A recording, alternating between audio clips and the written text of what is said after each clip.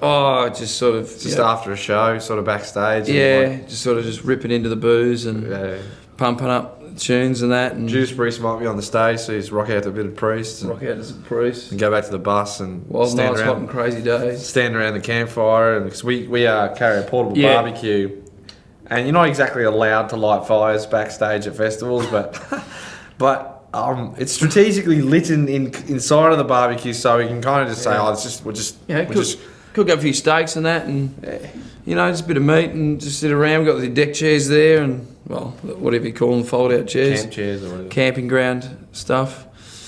And we just hang out and have a fire. But I don't know why we're talking about that, but that's cool. That's cool. So that's what I don't know. I mean, we just before we did this interview, they had in the press day, there's a spot for lunch. So I went up to my room and I was sitting there because the lunch was, I ordered some lunch and some lamb chops, if they were good. I'm sitting there, I'm going, it's fucking quiet in here, because I haven't had a break all day. And I went, fuck it. So I got my stereo out and I put Paul Rodgers on, Bad Company. And I was just in there, just rocking out. And I didn't sit down to eat my meal. I just stood around the room, just going like, fucking, Bad Company, fucking feel like making love, bang, eating a fucking chop, and just going. And then they get the call, you need downstairs for promo. I'm like, oh shit, okay. Finish off with stuff, just walk downstairs. If you walk past my room, you still hear Paul Rodgers, Bad Company. So it's funny. I don't know if we ever stop rocking.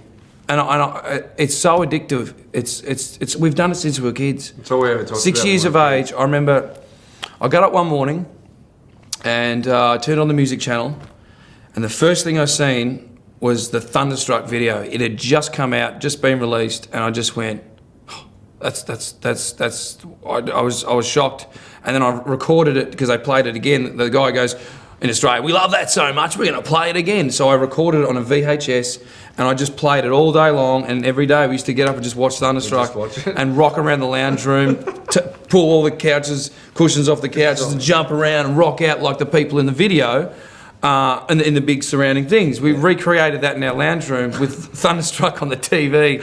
And I said, Mum, for my birthday, can I please have a blue singlet and a guitar so I can be like the singer and the guitar player? Ryan's probably got like pots and pans and we're rocking out in there, and really, mate, nothing's changed. And ever since that day, we would stay up until like 3 a.m. just talking like, how are we going to get to Europe? Like how do we buy a van? Well, yeah, like maybe we can do we send a CD to somebody? And we'd always talk about a big plan. So we'll move to Melbourne first, and then we'll make enough money there. Move into a house together. The whole band, we won't get jobs. We'll go on welfare. Trick the system, and we'll just go on tour. She'd always come in, Mum would always come in and go, guys, you got to go to bed. It's 4 a.m. And then they put us, and then we had separate bedrooms. And we had walkie-talkies. Walkie-talkies. Then we used to have this code where you go 1, 2, 3, and then the guy would knock back 1, 2, 3, and that meant turn your walkie-talkie CB radio on, and we'd be like, yeah. So okay, what we're going to do is we just kept talking, about what we're going to do. So all we've known is this. Yeah. And that's all we love is rock and roll. Yep. It's just stewardesses, it's like strippers. There's a cop in there in uniform, Like if you go to Vegas, they've probably got some of the best bloody strip joints I've ever seen. Yeah. And you walk in there and obviously you just go, why can't I have a woman like that? Yeah. It's like, it's about everything. And the thing is, and every dude is like that. Every guy's like that. And you're sitting in the... that's the other way we write songs too, is we'll be sitting in a strip club and we'll be sitting there just, watching the show, but then you watch the other people watching the show and these guys have come in from a footy trip and they're going, they're grabbing all the girls and carrying on, and you just go, that's what males do, and we love rock and roll, we love women, and we love drinking, and it's how we do things. It's funny, since human civilization, we still do the same things ever since day one. Sex is still the biggest thing, alcohol, and music.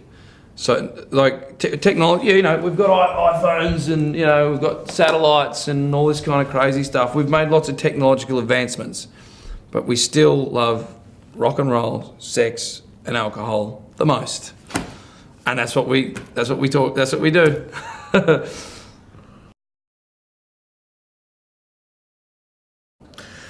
Well, the idiom of the black dog spurs back a very long time ago. They've been using it for centuries, I guess. About sort of, I guess some people would say they would have a nightmare or something where a black dog would come and be on their chest, suffocating them, and they wake up.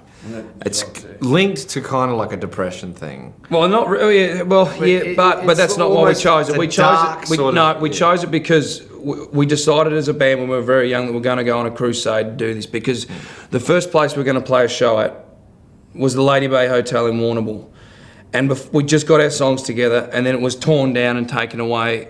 The stage was gone. We moved to Melbourne, and that happened again to a place called the Duke of Windsor, but we did get to play there. And places like this, these pubs in Australia, these are stepping stones for young bands in order to step on and come to play, like for people like you, talking about bands like Rose Tattoo and AC/DC and Midnight Oil, and younger bands as well, like to get over here. So this has gone on for a long time, and currently at the moment, there is a bar in Australia called the Cherry Bar. It's in AC/DC Lane. As one of our first shows in Melbourne was there, and it really helped us gain a following. It. And young bands, this is where they make their stand. This is where they make their name on the scene. This is where they can prove themselves.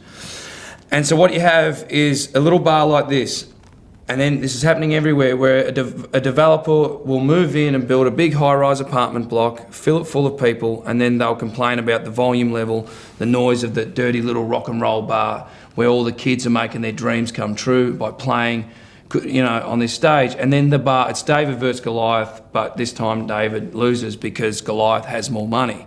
So that stage has gone away. So literally there's kids everywhere. The future of rock and roll is in the fingers of kids playing guitar on their beds right now, learning a Jimmy Page riff or a Jimi Hendrix riff or an AC/DC riff. They're sitting there, they're learning it, and the place where they would play as a band, it's gone. And they're disappearing. These little clubs, these little bars are disappearing because they just don't have the money to compete with a big developer who's going to just knock them out of business. And if this keeps happening, the future of rock and roll is starting to, where are they going to play? So we sort of draw, Yeah, so that's where we come in with, and Bruce Dickinson told when he put that thing out saying about X Factor, what about the busker, the poet who has these lyrics that nobody gets to read, and all this sort of stuff. There's a lot of things that are going on in the music industry that are all about sponsorships and stuff, and not about the music. Woodstock Festival, the original Woodstock Festival, was a festival for people. It was a rock and roll festival, and we still have great festivals like that today. But there's a lot of new things now, and there's a lot of new stuff going on where it's not about the music, it's literally about the sponsor, and that's it. So, I mean, on the festivals we're playing, we're like Rock and Ring, Rock and Park, Donington, they're all still rockers. But there's a lot of stuff that's going on right now that we disagree with, and we're not the only band. Okay, so we see ourselves as the black dog in rock and roll, and we're coming to rip your fucking head off because we're fucking dead sick of it. And we want every rock and roll kid to have his chance to play on every stage he fucking deserves to play on. And we'll do anything we can. And we'll do anything we can to help anyone who's playing rock and roll. Absolutely. It's a call to arms for rock and roll. And read the lyrics in the song, and I think they can relate to it a lot. We had this is something in our band that we're always about a good time, beer drinking, rock and roll band. And we used to sneak into venues when we were kids. They'd have glass pints, they'd have people loud smoking cigarettes, people smoking cigarettes, and we'd get in there and we'd go, wow, this is what playing a gig's like. And then we started playing gigs, but then you'd find, there'd be the plastic cups for DB limits. Safety reasons and DB limits. No crowd surfing, no moshing, for fuck's sake. What the fuck? Fuck that. When we go to a venue, we always tear those fucking signs down. Yep. We always say, still do it. Fucking, okay, we can't change anything about the plastic cups, but just drink it and forget about that. But when we go to a venue and there's a limiter on the PA, we say, look, fuck it off. We seriously say, we are not playing tonight if you don't pull the limiter off the PA. And this has happened so many times. And we always want to play the gig. We say, no, mate, no, we're not going to play it. And we just force them. We just use the power of the line of the kids around the corner screaming for the show. And then the guy just goes, all right, I'm going to have to pull the limiter off. And then it's loud and then it's right again. And That has been our thing from day one, and we have never. That's why we still do what we do. Yep. We love rock and roll, but we're going to fight for rock and roll and for the whole way through, because it's the best damn good time you can still have on this planet. Yeah, I mean, I think, you know, when we play mainstream festivals and stuff, we play many festivals that you wouldn't usually see a rock and roll band on, but I think there's a little bit of rock and roll in all of us. So it's just, you know, everyone has always got a little bit of time for rock and roll. And when people say, you know, like, we literally treat every live show like it was our last show, because we want to give them the best good time we can. You never know when that bus is going to go off the road, you know what I mean? It's gonna, like, it's the best damn good time, and if someone, and the people that threaten it, I don't know. Just don't get in our way if you threaten rock and roll. Yeah, We'll you know what I mean? It's off. like, you know, fuck them. Yeah, fuck them. It really, it's fuck them. No compromise. No fucking compromise. No compromises. Like, you go to a Motorhead show, right? How much of a good time do you have? You know what I mean? As if Lemmy is going to let anyone, you know, stop rock and roll. As if Iron Maiden's going to let anyone stop heavy metal. You know what I mean? You can't limit Lemmy. You can't. There's no limit. You know, and it's something that, I don't know. In this conservative, sterile, safe world, decisions are being made by the wrong people, where they say, like Ryan was saying, like plastic cups and all this sort of bullshit. No, fuck that. No crowd surfing. Are you kidding me? That's fucking rock and roll. Yeah. You know, like, I don't know. So this album's called Black Dog Barking, and we are the Black Dog, and we're coming to rip your fucking head off.